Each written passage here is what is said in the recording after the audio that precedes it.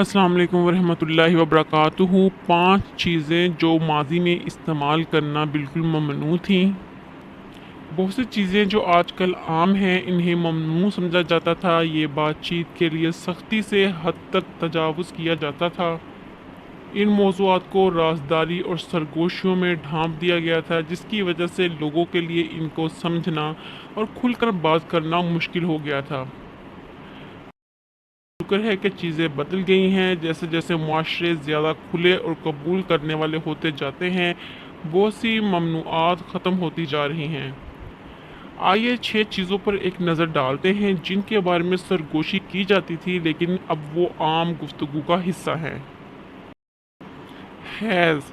صدیوں سے حیض ایک ایسا موضوع تھا جو اسرار اور شرم میں ڈوبا ہوا تھا۔ لوگ شاذ و نادر ہی اس کے بارے میں کھل کر بات کرتے تھے اور اس کے ارد گرد بہت سی عجیب و غریب خرافات اور غلط فہمیاں پھیلی ہوئی تھیں۔ آج تعلیم اور بیداری میں اضافے کی بدولت آخرکار حیض کے بارے میں کھل کر بات ہو رہی ہے۔ یہ کشادگی بدنما داغ کو توڑنے میں مدد دیتی ہے اور لوگوں کو اسے زندگی کا ایک فطری حصہ سمجھنے میں اجازت دیتی ہے۔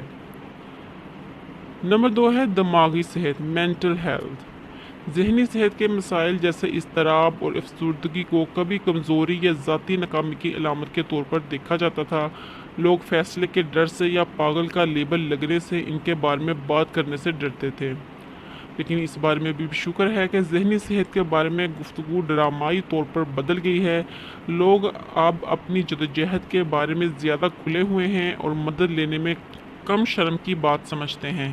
یہ کشادگی لوگوں کو اپنی ضرورت کی حمایت حاصل کرنے اور صحت مند رہنے کی اجازت دیتی ہے۔ اس کے علاوہ پیسے کے بارے میں بات کرنا۔ پیسہ تھوڑا سا خاموشی کا موضوع ہوا کرتا تھا۔ اپنی تنخواہ یا چیزوں پر آپ کتنا خرچ کرتے ہیں اس کے بارے میں بات کرنا شائستہ نہیں تھا، لیکن آج لوگ اپنے مالی معاملات کے بارے میں زیادہ کھلے ہوئے ہیں۔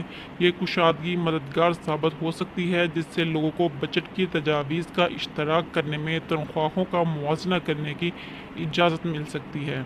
اس بات کو یقینی بنانے کے لیے انہیں مناسب ادائیگی کی جا رہی ہے اور یہاں تک کہ بہتر تنخواہ کے لیے بات چیت کر سکتے ہیں۔ اس کے علاوہ ایک موضوع طلاق تھا۔ طلاق کو ایک بڑے اسکینڈل کے طور پر دیکھا جاتا تھا۔ جوڑے اکثر ساتھ رہتے تھے، یہاں تک کہ اگر وہ ناخوش تھے۔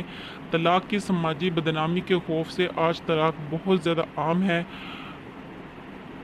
اور اسے ان جوڑوں کے لیے قابل قبول آپشن کے طور پر دیکھا جاتا ہے جو اپنے رشتوں کو کام میں نہیں لا سکتے۔ یہ لوگوں کو خوشی کی تلاش اور صحت مند تعلقات تلاش کرنے کی اجازت دیتا ہے۔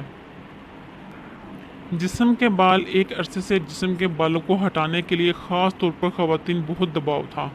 ہموار جلد کے علاوہ کسی بھی چیز کو اکثر غیر نسائی یا غیر کشش سمجھا جاتا تھا۔ آج لوگ اپنے قدرتی جسم کے بالوں کو گلے لگا رہے ہیں۔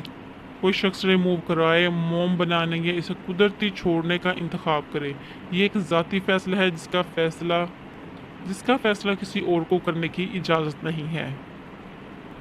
یہ صرف چند مثالیں ہیں کہ ہماری دنیا کس طرح زیادہ کھلی اور قبول کر رہی ہے۔